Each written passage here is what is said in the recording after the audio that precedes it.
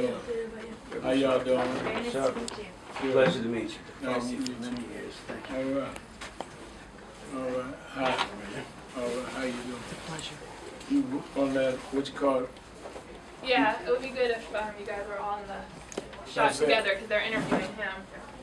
Close the door. Yeah. Is Eli wanting to see this or? Oh yeah, let me get him. Eli? Is it all right if we all Yeah. Excellent. Thank you, sir.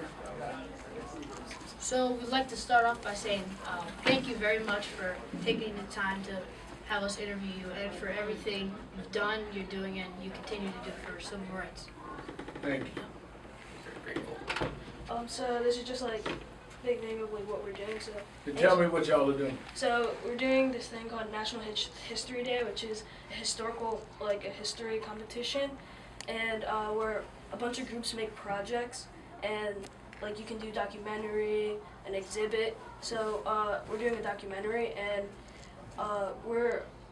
so the topic this year is leaders and legacy. So we thought Frederick Douglass was the perfect person for this because we can all connect to him. And we thought that interviewing you would be perfect because of all the things you've done. All right. How old are you? I'm 13. How old are you? 13 as well. 13. Okay. All right. Go ahead. So our first question is, how has Frederick Douglass inspired you to do the things that you've done throughout the years in civil rights? Well, Frederick Douglass was probably the first post-slavery civil rights leader. He was an advocate, an activist, born a slave, and then became a leader in his own right. When he had escaped to the North, he was with the abolitionist movement, but then he was controversial. He went on his own, and some of the abolitionists, William Lloyd Garrison and them, didn't want him on his own. It's almost like we'll speak for slaves, they can't speak for themselves. And that kind of independent, stand-up nature inspired me, that sometimes even those that agree with you may not want you to be the person to speak. And he was very inspiring to me. Thank you. Our second question is, what can Frederick Douglass's story teach to future generations? That you cannot accept the limitations imposed upon you. He was born a slave, born chattel property. And he escaped and became a leading statesman, advisor to President Lincoln, part of the administration solicitor in Washington. So you've got to define yourself, set your own boundaries. Don't be limited by the boundaries imposed. They're your starting point. They don't have to be your ending point. So you said that Dr. King used Gandhi's commitment to justice. So how is that similar and different to how you use Frederick Douglass's commitment to civil rights? Well, I've done some research. Well, Gandhi used a passive resistance, nonviolence resistance that King studied and emulated. I studied Douglass because Douglass operated in a similar period of Reconstruction, where blacks were first voting, where blacks were first free, and where they had to deal with mob violence. Well, I'm dealing in a time of a first black president, where we're trying to get people to vote, where we're dealing with police violence, and where I'm using media. Don't forget, Douglass started North Star Magazine, media, the media of that day. So in many ways, Douglass became something 140 years later for me to emulate and update. Thank you. All right. What were some of his strongest characteristics, and how did they help him to become a successful activist? His rugged and raw determination and his non-acceptance of imposed boundaries and limitations. They, like I said, they wanted him not to speak on his own behalf, even the progressives of that day. They scandalized him. He married someone they didn't like. They claimed that there were questions of what happened with North Star, all of that. He was determined, he went through it, and he became one of the great leaders of the 19th century America for everybody. So I read that you visited the White House over 80 times and you have a good relationship with President Obama. That's a rumor, but go ahead. So, I read that you have a good relationship with President Obama. So how is your relationship with President Obama similar to Frederick Douglass's relationship with Abraham Lincoln? Same folk are mad. They wanted to know why Lincoln would meet with Douglas, and people would question 6 years late why President Obama would meet with me. First of all, why wouldn't he meet with civil rights leaders? He meets with me and Mark Morial and the head of the NAACP. Why wouldn't he meet? He meets with labor leaders, he meets with women leaders. Why wouldn't he meet with me? And why wouldn't Lincoln meet with the one of the leaders of the abolitionist movement when Lincoln was dealing with that? So I think those that raise the question tell you more about them than they tell about us. I met with George Bush, I have pictures of him with Bush, I met with Clinton. So why is it so controversial when I meet with Obama, other than that they're really trying to play a political game? And why did they wait 6 years? I think this is more about 2016.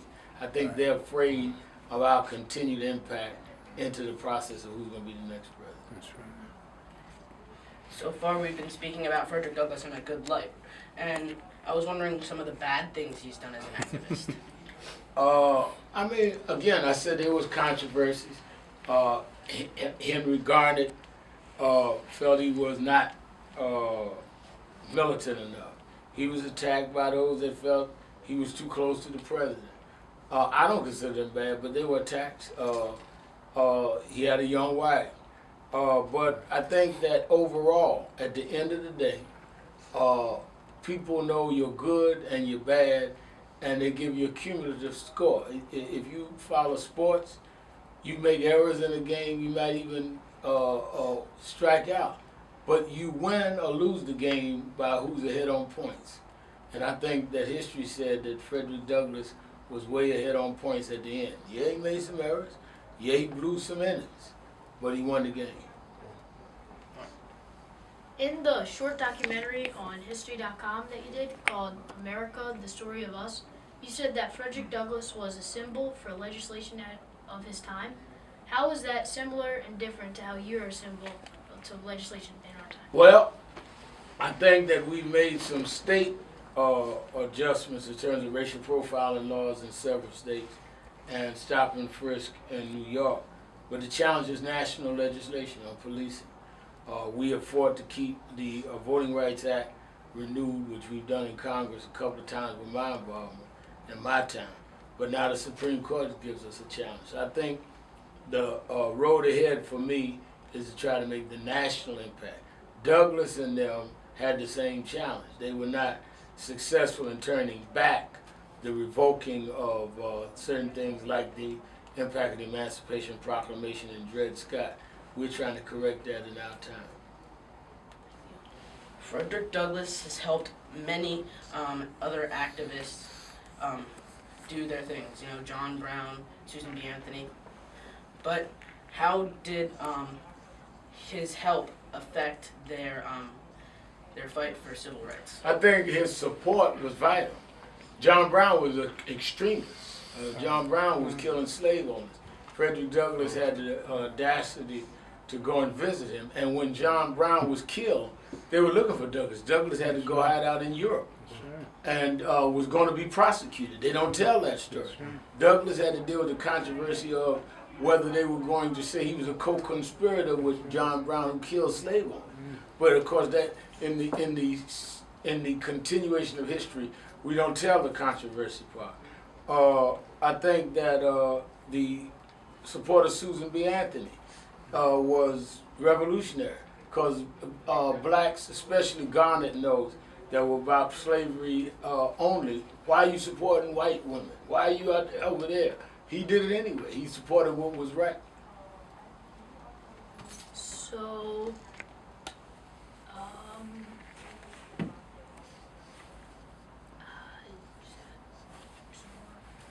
Yeah, you can look it up. Yeah. Well, how do well, he also at the end of his life he started to support women's rights. Right. Well, can you tell us some of the things he did for women's rights? He stood with Susan B. Anthony. He stood with women's suffrage, and he was attacked for it by other blacks. But he stood with it, and I think that that is the right thing to do. Then it's the right thing to do now. whether it's women's rights, gay rights, you've got to stand up for everybody's rights. If you do not defend everybody's rights, then you cannot protect your own. All right. All right? So, what's kind of a follow-up question to that is, how did women view Frederick Douglass as an activist? Did they have a positive or a negative view? I think it was split. I think that some viewed it very courageous and positive. Some felt they didn't need him. But I think that the job of an activist is to view history and do what is right and not worry about how people view you. God told me when I was very young that activism is like playing football. Half the stadium is going to cheer you, the other half is going to jeer you. Your job is to get the ball over the goal line. And if you listen, if you get too intoxicated by the cheers or too depressed by the jeers, you'll never score. Thank you. All right. Oh yeah, that's all we have. Oh yeah, one more question. Can we take a picture? Sure. Y'all are the best interview I had in a while.